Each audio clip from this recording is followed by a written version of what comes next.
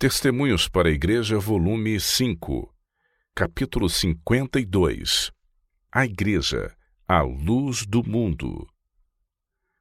O Senhor chamou seu povo de Israel e os separou do mundo a fim de poder lhes confiar um sagrado legado.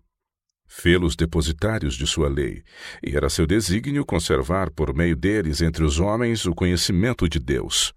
Por eles devia a luz do céu brilhar até os lugares mais escuros da terra, e fazer-se ouvir uma voz chamando todos os povos a se voltarem da idolatria para servir ao Deus vivo e verdadeiro. Houvessem os hebreus sido fiéis a esse legado e teriam sido uma força no mundo, Deus teria sido sua defesa e os haveria exaltado acima de todas as outras nações. Sua luz e verdade teriam sido reveladas por meio deles, e eles se haveriam destacado sob seu sábio e santo governo como um exemplo da superioridade desse governo sobre toda forma de idolatria. Eles, porém, não mantiveram seu concerto com Deus. Seguiram as práticas idólatras das outras nações e, em vez de tornarem o nome de seu Criador um louvor na terra, sua conduta levou-o ao desprezo dos pagãos. Todavia, o desígnio de Deus tem de cumprir-se. O conhecimento de sua vontade precisa ser difundido na terra. Deus trouxe a mão do opressor sobre seu povo e espalhou-os como cativos entre as nações. Na aflição, muitos deles se arrependeram de suas transgressões e buscaram ao Senhor. Dispersos pelos países dos gentios, disseminaram largamente o conhecimento do verdadeiro Deus. Os princípios da lei divina entraram em conflito com os costumes e práticas das nações. Os idólatras buscaram esmagar a fé verdadeira. Em sua providência, o Senhor pôs seus servos Daniel, Neemias e Esdras face a face com reis e governadores para que esses idólatras tivessem oportunidade de receber a luz. Assim, a obra que Deus dera a seu povo na prosperidade, dentro de suas fronteiras, mas que fora negligenciada devido à infidelidade, teve de ser por eles realizada em cativeiro, sob grande provação e dificuldades. Deus está chamando sua igreja hoje, como chamara o Israel antigo, a fim de erguer-se como luz na terra. Pela poderosa espada da verdade, as mensagens do primeiro, segundo e terceiro anjos separou-os das igrejas e do mundo para trazê-los a uma santa proximidade dele.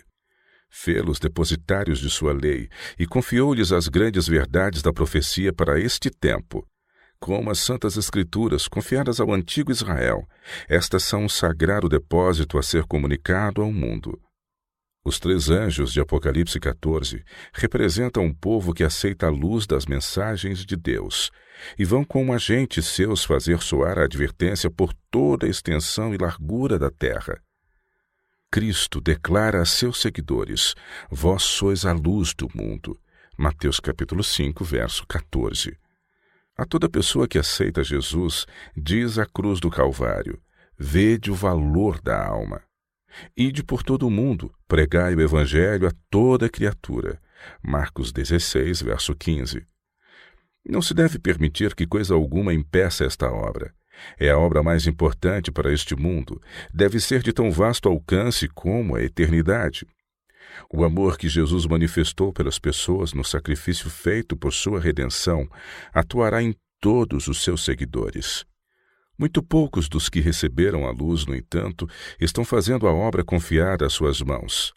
Poucos são os homens de incondicional fidelidade que não procuram a comodidade, as conveniências ou a própria vida, que abrem seu caminho para onde quer que possam achar uma porta, por onde forem a luz da verdade e reivindiquem a santa lei de Deus.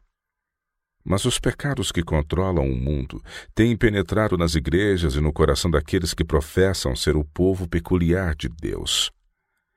Muitos dos que receberam a luz exercem sua influência no sentido de aquietar os temores dos mundanos e descrentes.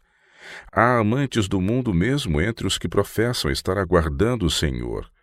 Há ambição de riquezas e de honras. Cristo descreve esta classe quando declara que o dia de Deus virá como um laço sobre todos os que habitam na terra. Este mundo é seu lar. Fazem do adquirir riqueza sua ocupação. constroem custosas habitações e mobiliam-nas com tudo quanto é bom, comprazem-se no vestuário e na satisfação do apetite. As coisas do mundo são seus ídolos. Essas coisas se interpõem entre a pessoa e Cristo, e as solenes e assombrosas realidades que se estão adensando sobre nós não são vistas senão muito palidamente, muito fracamente avaliadas. A mesma desobediência e o mesmo fracasso observados na igreja judaica têm caracterizado em maior grau o povo que recebeu esta grande luz do céu através das últimas mensagens de advertência. Deixaremos que a história de Israel se repita em nossa experiência? Haveremos nós de, à semelhança deles, desperdiçar nossas oportunidades e privilégios até que Deus permita nos sobrevirem opressão e perseguição? Será a obra que podia ser efetuada em paz e relativa prosperidade, deixada por fazer até que precise ser realizada em dias de trevas, sob a pressão das provas e da perseguição? Terrível é a quantidade de culpa que pesa sobre a igreja. Por que não estão os que possuem a luz desenvolvendo diligentes esforços para levá-la a outros? Vêem que o fim está perto, vêem multidões transgredindo diariamente a lei de Deus e sabem que essas pessoas não podem salvar-se em transgressão. Têm, todavia, mais interesse em seu comércio, suas plantações, suas casas, suas mercadorias, seus vestidos, sua mesa, do que na salvação de homens e mulheres que devem encontrar face a face no juízo. O povo que pretende obedecer à verdade acha-se adormecido. Não poderiam estar tão à vontade como estão caso estivessem despertos. O amor da verdade está se extinguindo em seu coração. Seu exemplo não é de molde a convencer o mundo de que eles possuem uma verdade mais avançada que qualquer outro povo da terra. No próprio tempo em que deveriam ser fortes em Deus, tendo diariamente uma viva experiência, acham-se fracos, hesitantes, descansando nos pregadores como seu ponto de apoio, quando deveriam estar ministrando a outros com a mente, a alma, a voz, a pena, o tempo e o dinheiro. Irmãos e irmãs, muitos de vocês se omitem do trabalho sob pretexto de incapacidade para trabalhar por outros. Mas acaso os fez Deus assim incapazes? Não foi essa incapacidade produzida por sua própria inatividade e perpetuada por própria e deliberada escolha? Não lhes deu Deus pelo menos um talento a multiplicar, não para proveito próprio e satisfação, mas para Ele? Têm vocês compreendido a obrigação que sobre vocês pesa, como servos assalariados seus, de trazer-lhe os juros pelo sábio e hábil emprego desse capital a vocês confiado? Não têm vocês perdido oportunidades de desenvolver suas faculdades para esse fim? É demasiado verdadeiro que poucos são os que têm experimentado um real sentimento de sua responsabilidade para com Deus. Amor, discernimento, memória, previsão, tato, energia e todas as outras faculdades têm sido consagradas ao próprio eu. Tem sido manifestada mais sabedoria no serviço do mal do que na causa de Deus. Vocês têm pervertido, inutilizado e até embrutecido suas faculdades pela intensa atividade que desenvolvem em empreendimentos mundanos com negligência da obra de Deus. Todavia, acalmam a consciência dizendo que não podem desfazer o passado e adquirir o vigor, a resistência e a habilidade que poderiam ter desenvolvido se houvessem empregado suas faculdades como Deus demandava. Lembrem-se, porém, que Ele os considera responsáveis pela obra negligentemente feita ou deixara de fazer por causa de sua infidelidade. Quanto mais exercitarem vocês as faculdades para o Mestre, tanto mais aptos e hábeis se tornarão. Quanto mais estreitamente se ligarem com a fonte da luz e do poder, tanto maior luz será derramada e tanto maior poder terão para usar para Deus. E por tudo quanto poderiam ter recebido, mas deixaram de obter devido à sua entrega ao mundo, são responsáveis. Quando se tornaram seguidores de Cristo, foi feito um compromisso de servi-lo e a Ele tão somente.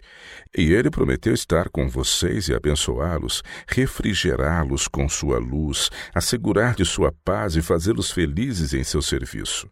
Acaso deixaram de receber essas bênçãos? Estejam certos de que foi o resultado do próprio procedimento. A fim de escapar ao serviço militar durante a guerra, houve homens que atraíram doenças, outros se aleijaram a fim de serem considerados incapazes para o serviço. Aí está uma ilustração da atitude que muitos têm seguido em relação com a causa de Deus. Têm prejudicado suas faculdades, tanto físicas como mentais, de modo que são incapazes para fazer a obra tão grandemente necessitada.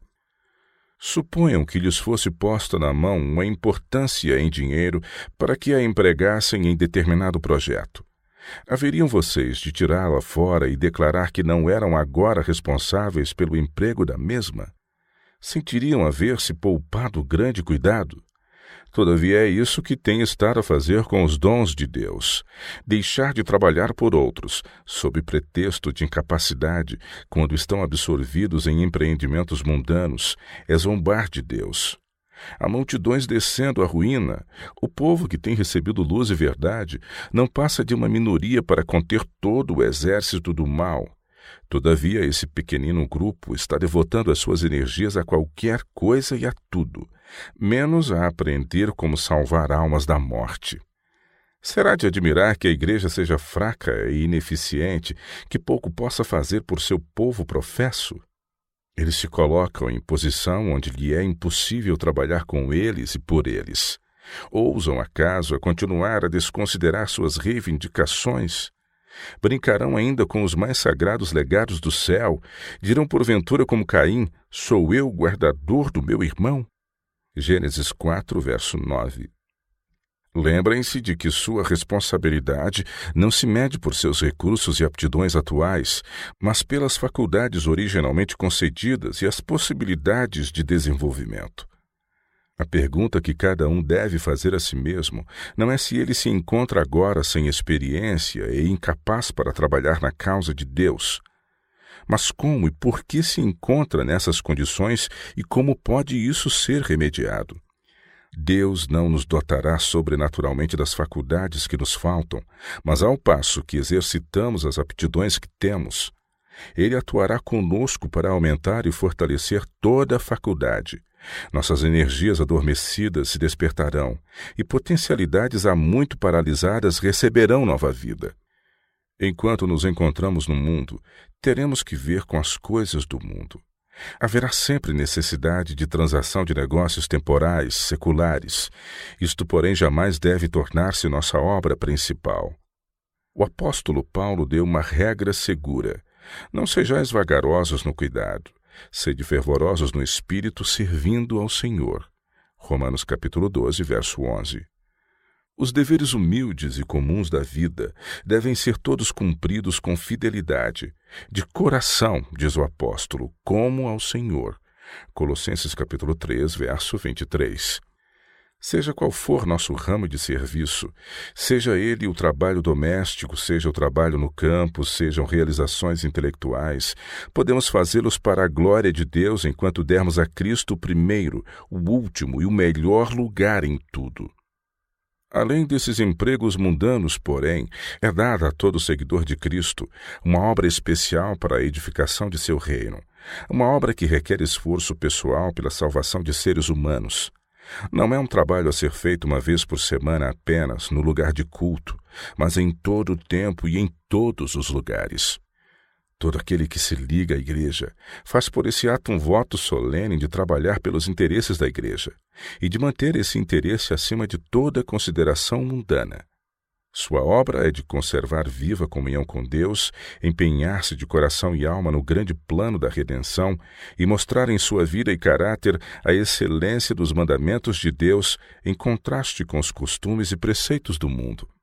Toda pessoa que fez profissão de Cristo comprometeu-se a realizar tudo quanto lhe seja possível como um obreiro espiritual, a ser ativo, zeloso e eficiente no serviço de seu mestre.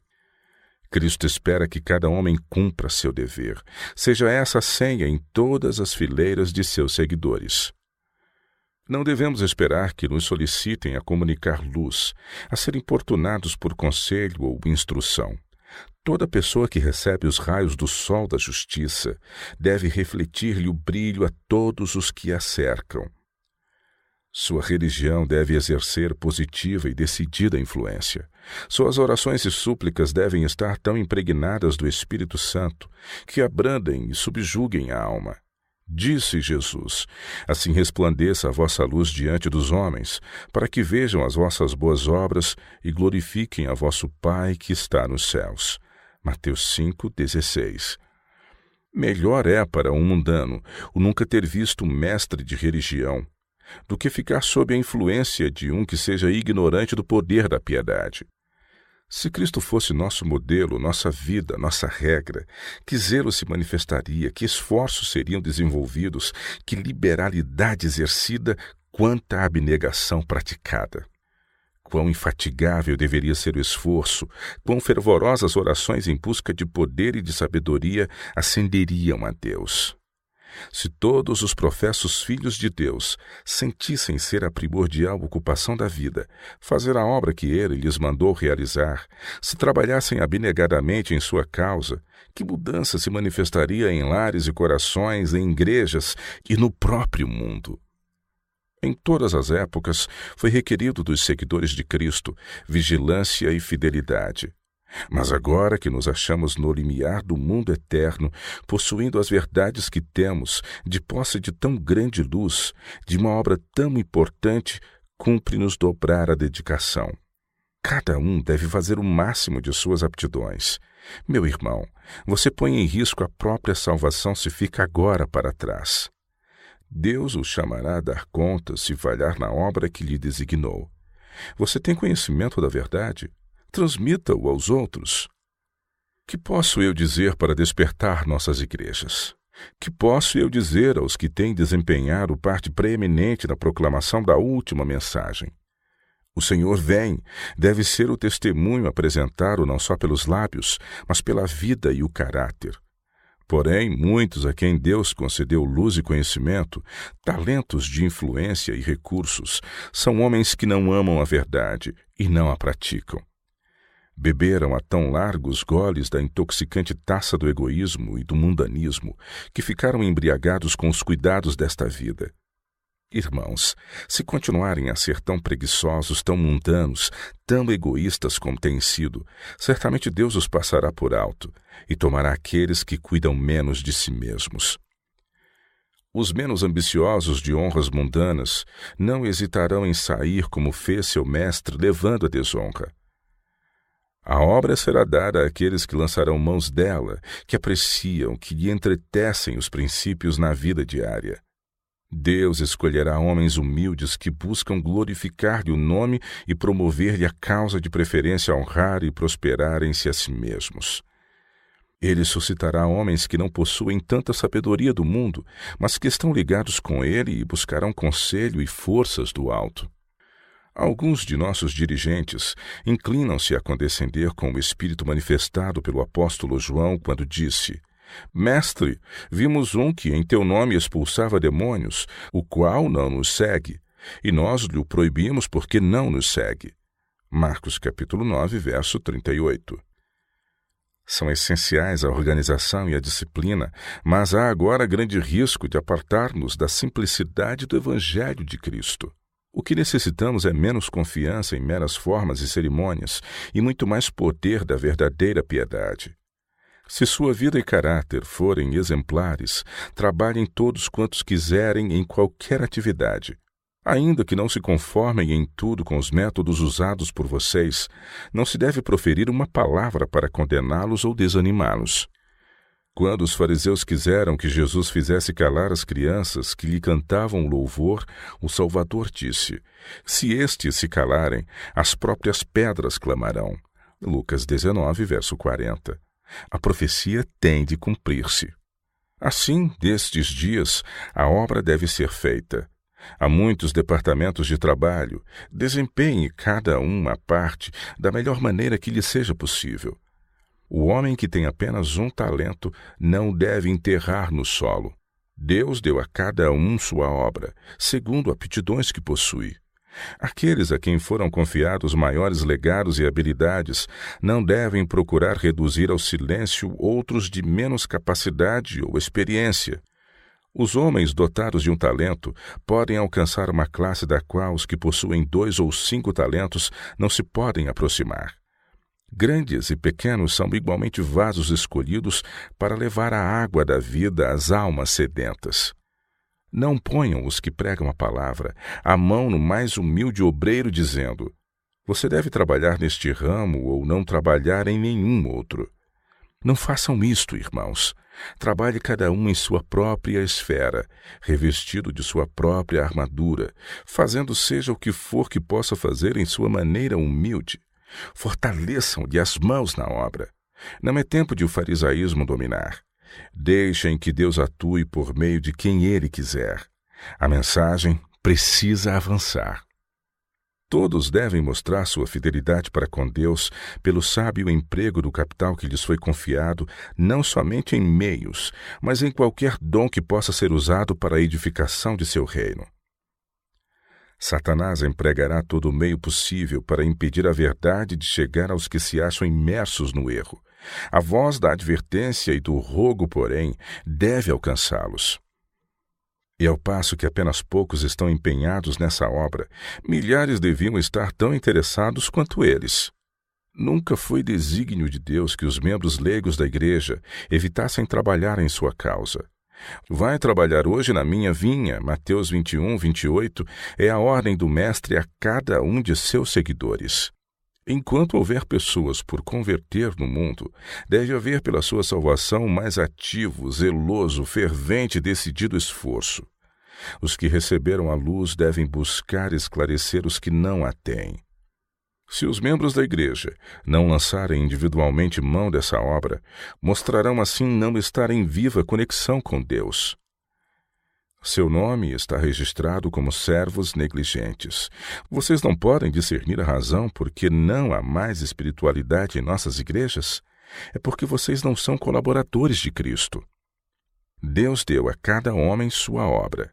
Esperemos cada um de nós em Deus e Ele nos ensinará a trabalhar e mostrará qual trabalho somos mais aptos a fazer. Todavia, ninguém deve começar com espírito independente a promulgar teorias novas. Os obreiros devem estar em harmonia com a verdade e com seus irmãos. Importa que haja conselho e cooperação. Não devem sentir, porém, que devem, a cada passo, esperar para perguntar a um obreiro de mais responsabilidade se podem fazer isto ou aquilo. Não olhem para o homem no sentido de receber orientação, mas ao Deus de Israel. O trabalho que a igreja tem deixado de fazer em tempo de paz e prosperidade terá de realizar em terrível crise, sob as circunstâncias mais desanimadoras e difíceis. As advertências que a conformidade com o mundo tem silenciado ou retido precisam ser dadas sob a mais feroz oposição dos inimigos da fé. E por aquele tempo a classe dos superficiais, conservadores, cuja influência tem retardado decididamente o progresso da obra, renunciará à fé e tomará sua posição com os francos inimigos dela, para os quais havia muito tendiam suas simpatias. Esses apóstatas hão de manifestar então a mais cruel inimizade, fazendo tudo quanto estiver ao seu alcance para oprimir e fazer mal a seus antigos irmãos e incitar indignação contra eles. Esse tempo se acha justamente diante de nós. Os membros da igreja serão individualmente provados, serão colocados em circunstâncias em que se verão forçados a dar testemunho da verdade. Muitos serão chamados a falar diante de concílios e em tribunais de justiça, talvez separadamente e sozinhos. A experiência que os haveria ajudado nessa emergência negligenciaram obter, e sua alma se acha opressa de remorsos pelas oportunidades desperdiçadas e os privilégios que negligenciaram. Meu irmão, minha irmã, ponderem nessas coisas, eu lhes peço. Tenha cada um de vocês uma obra a fazer. Sua infidelidade e negligência acham-se registradas contra vocês no livro do céu. Isso tem enfraquecido suas faculdades e diminuído suas aptidões. Faltam-lhes a experiência e eficácia que poderiam ter. Antes, porém, que seja para sempre demasiado tarde, insisto para que despertem. Não se demorem mais.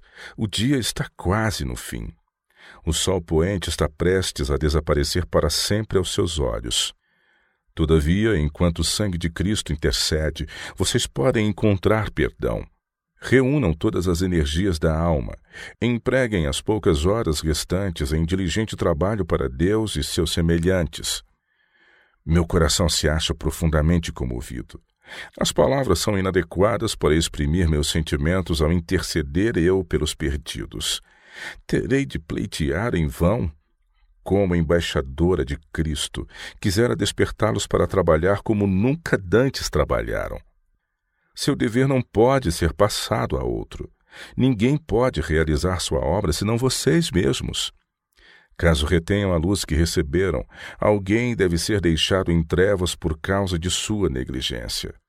A eternidade estende-se diante de nós. A cortina está a ponto de ser erguida. Nós que ocupamos esta posição solene de responsabilidade, que estamos fazendo, em que estamos pensando, que nos apegamos a nosso egoístico amor da comodidade, enquanto pessoas estão perecendo ao nosso redor. Acaso nosso coração se tornou inteiramente calejado? Não podemos nós sentir ou compreender que temos uma obra a efetuar pela salvação dos outros? Irmãos, vocês são porventura da classe dos que tendo olhos não veem e tendo ouvidos não ouvem? Será em vão que Deus lhes deu o conhecimento de sua vontade? Terá sido em vão que Ele lhes tem enviado advertência após advertência? Vocês acreditam nas declarações da verdade eterna quanto ao que está para acontecer na terra? Acreditam que os juízos de Deus estão para cair sobre o povo e podem ainda sentar-se comodamente, indolentes, descuidosos, amando o prazer? Não é tempo agora de o povo de Deus estar fixando suas afeições ou entesourando neste mundo. Não está muito distante o tempo em que, como os antigos discípulos, seremos forçados a buscar refúgio em lugares desolados e solitários. Como o cerco de Jerusalém pelos exércitos romanos era o sinal de fuga para os cristãos judeus, assim o arrogar-se nossa nação o poder para decretar obrigatório o dia de repouso papal será uma advertência para nós. Será então tempo de deixar as grandes cidades, passo preparatório para sair das menores para lares retirados em lugares solitários entre as montanhas. E agora, em vez de buscarmos dispendiosas moradas aqui, devemos estar nos preparando para mudar-nos para um país melhor, isto é, o celestial. Em vez de gastar nosso dinheiro em nos comprazer a nós mesmos, cumpre-nos estudar a maneira de economizar. Cada talento concedido por Deus deve ser empregado para a glória sua, em proclamar a advertência ao mundo. Deus tem uma obra para seus obreiros fazerem nas cidades. Nossas missões precisam ser mantidas, outras novas precisam ser abertas. Para levar avante esta obra com êxito, o gasto não será pequeno. Necessitam-se casas de culto onde o povo seja convidado a ouvir as verdades para este tempo. Justamente para esse desígnio, Deus confiou capital a seus mordomos. Não vinculem seus bens a empreendimentos mundanos, de modo que esta obra seja prejudicada. Ponham o dinheiro onde o possam manejar para o benefício da causa de Deus. Mandem seus tesouros adiante de vocês para o céu. Os membros da igreja devem se colocar, juntamente com todos os seus bens, no altar de Deus. Agora, como nunca antes, aplica-se a admoestação do Salvador. Vendei o que tendes e dai esmolas. Fazei para vós bolsas que não se envelheçam, tesouros nos céus que nunca acabe, onde não chega ladrão e a traça não rói. Porque onde estiver o vosso tesouro, ali estará também o vosso coração. Lucas capítulo 12, versos 33 e 34. Os que estão empregando seus recursos em grandes casas, em terras, em empreendimentos mundanos, estão por suas ações dizendo: não são para Deus, quero-os para mim mesmo. Esses atam seu talento em um lenço e escondem-no na terra. Há motivo para ficarem alarmados. Irmãos, Deus não lhes confiou recursos para ficarem ociosos, nem para serem cobiçosamente retidos ou escondidos, mas empregados no avanço de sua causa para salvar os perdidos. Agora não é tempo para segurar o dinheiro do Senhor em seus custosos edifícios e em grandes empreendimentos, ao passo que sua obra fica prejudicada, deixada a mendigar para ir adiante com o tesouro suprido pela metade. O Senhor não apoia essa maneira de trabalhar. Lembrem-se de que se aproxima rapidamente o dia em que se dirá: presta contas da tua mordomia. Lucas capítulo 16, verso 2. Vocês não podem discernir os sinais dos tempos? Cada dia que passa nos leva para mais perto do último e grande e importante dia. Achamo-nos um ano mais perto do juízo, mais perto da eternidade, do que estávamos no começo de 1884. Estamos também nos aproximando mais de Deus. Estamos vigiando em oração. Outro ano de nosso tempo de trabalho rolou para a eternidade. Dia a dia temos estado no convívio de homens e mulheres que se encaminham para o juízo. Cada dia pode ter sido a linha divisória de uma criatura. Alguém pode ter tomado a decisão que lhe determinará o destino futuro. Qual tem sido nossa influência sobre esses companheiros de viagem? Que esforços desenvolvemos a fim de levá-los a Cristo? Solene coisa é morrer, mas muito mais solene é viver. Todo pensamento, palavra e ato de nossa vida será novamente enfrentado. O que fazemos de nós mesmos no tempo da graça, isso nos acompanhará por toda a eternidade. A morte traz a dissolução do corpo, mas não efetua mudança no caráter. A vinda de Cristo não nos muda o caráter, fixa-o apenas para sempre, além da possibilidade de qualquer mudança. Apelo novamente para os membros da Igreja, para que sejam cristãos, para que sejam semelhantes a Cristo. Jesus foi um obreiro não para si mesmo, mas para os outros. Ele trabalhou a fim de beneficiar e salvar os perdidos. Se vocês são cristãos, imitarão o exemplo de Cristo. Ele pôs o fundamento e nós somos construtores juntamente com ele. Que material, porém, estamos nós trazendo para colocar sobre esse fundamento? A obra de cada um se manifestará. Na verdade, o dia a declarará, porque pelo fogo será descoberta, e o fogo provará qual seja a obra de cada um. 1 Coríntios capítulo 3, verso 13. Se estão dedicando toda a sua energia e talento às coisas deste mundo, a obra de sua vida é representada pela madeira, feno, palha, a serem consumidos pelo fogo do último dia.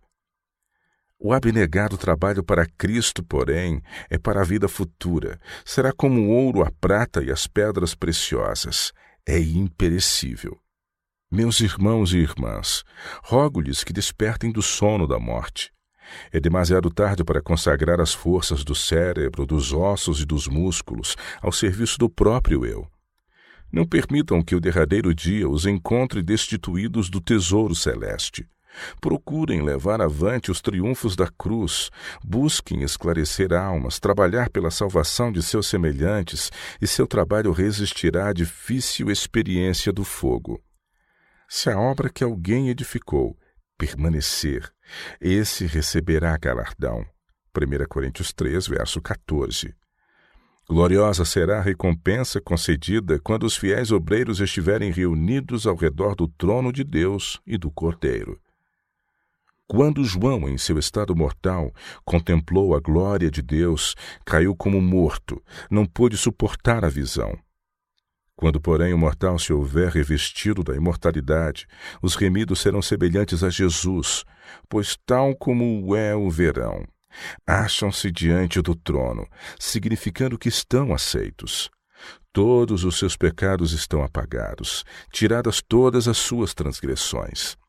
Agora podem olhar para a plena glória do trono de Deus. Participaram dos sofrimentos de Cristo, foram coobreiros seus no plano da redenção, e partilham com ele da alegria de ver pessoas salvas, mediante sua atuação, a louvarem a Deus por toda a eternidade.